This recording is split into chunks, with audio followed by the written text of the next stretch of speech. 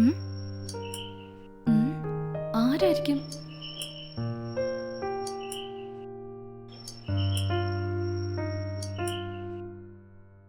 Hi Monica, നിനക്ക് സുഖമാണോ?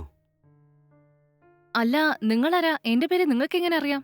നിന്റെ അച്ഛനും അമ്മയും വീട്ടിലില്ലേ? എന്റെ അച്ഛനമ്മയും നിങ്ങൾ എന്തിനാ ചോദിക്കുന്നത്? ഞാൻ ഒരുപാട് വർഷമായിട്ട് നിന്നെ പ്രേമിച്ചുകൊണ്ടിരിക്കുകയാ. ഉം? അതെ, വൺ സൈഡ് ലവാ. അതുകൊണ്ടാ നിന്റെ അച്ഛനമ്മയുടെ അടുത്ത് സമ്മതം ചോദിക്കാനായിട്ട് വന്നത്. അച്ഛനും അമ്മയും വീട്ടിലല്ലല്ലോ. നിങ്ങൾ അകത്തേക്ക് കയറി വാ. ഉം.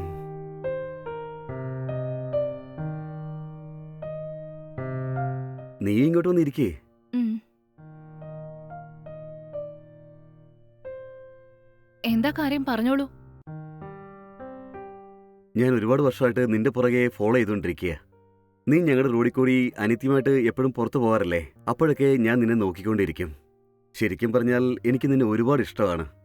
എൻ്റെ ജീവിതത്തിൽ കല്യാണം എന്നുണ്ടെങ്കിൽ അത് നിന്നെ മാത്രമാണെന്ന് ഞാൻ തീരുമാനമെടുത്തു കഴിഞ്ഞു. ഈ കാര്യം നിന്റെ അച്ഛനും അമ്മയോടും പറയാൻ വേണ്ടിയിട്ടാണ് ഞാനിപ്പോൾ ഇങ്ങോട്ട് വന്നത്. അല്ല, അതൊക്കെ പോട്ടെ, നിങ്ങൾ ശരിക്കും വെർജിൻ ആണോ? ആ, അതെ, ഞാൻ വിർജിൻ തന്നെ. അതിലെന്താ സംശയം? ഇതുവരെയായിട്ടും ഞാൻ വേറൊരു പെണ്ണെ ഒന്ന് ശരിക്കും നോക്കിയിട്ട് പോലുമില്ല. ഞാൻ 100% പ്യൂർ വിർജിനായിട്ട് തന്നെ ഇപ്പോഴും ഇരിക്കുന്നത്. എന്നാ ഞാൻ വെർജിൻ അല്ല കേട്ടോ. അതേന്നേ, ഞാൻ ശരിക്കും വെർജിൻ അല്ല. ഞാൻ കോളേജിൽ പഠിച്ചോണ്ടിരിക്കുമ്പോ ഒരു പയ്യന് എന്നോട് പ്രേമമായിരുന്നു. പക്ഷേ എനിക്ക് സ്റ്റഡീസ് ആണ് വേണ്ടതെന്ന് പറഞ്ഞ് അത് ഞാൻ അക്സെപ്റ്റ് ചെയ്യാൻ പോയില്ല. അതിന് ദേഷ്യം പിടിച്ചിട്ട് ഒരു ദിവസം അവൻ എന്താ ചെയ്തെന്നറിയോ? ഒരു ദിവസം കോളേജ് കഴിഞ്ഞ് ഞാൻ വീട്ടിലേക്ക് പോയിക്കൊണ്ടിരിക്കുമ്പോ ആ സമയത്ത് പെട്ടെന്ന് എന്റെ മുമ്പിൽ വന്ന് നിന്നു. എന്നെ ബലം പ്രയോഗിച്ച് എങ്ങോട്ടോ കൂട്ടിക്കൊണ്ടുപോയിട്ട് റേപ്പ് ചെയ്തു.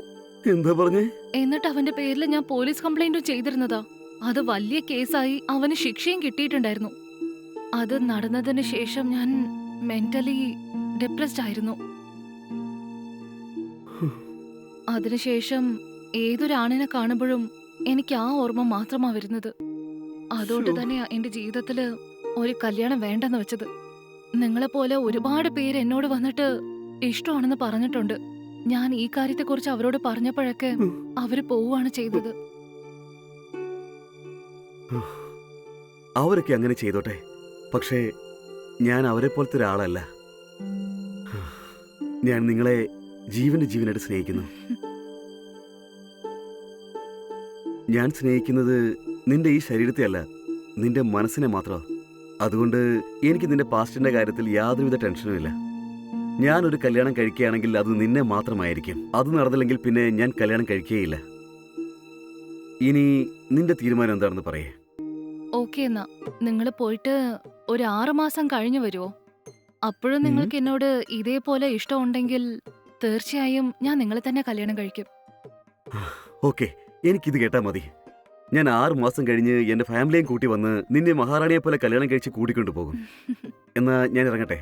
ഓക്കെ, എന്നാ അപ്പൊ ശരി, ഉം. ബൈ. ശരി, ബൈ.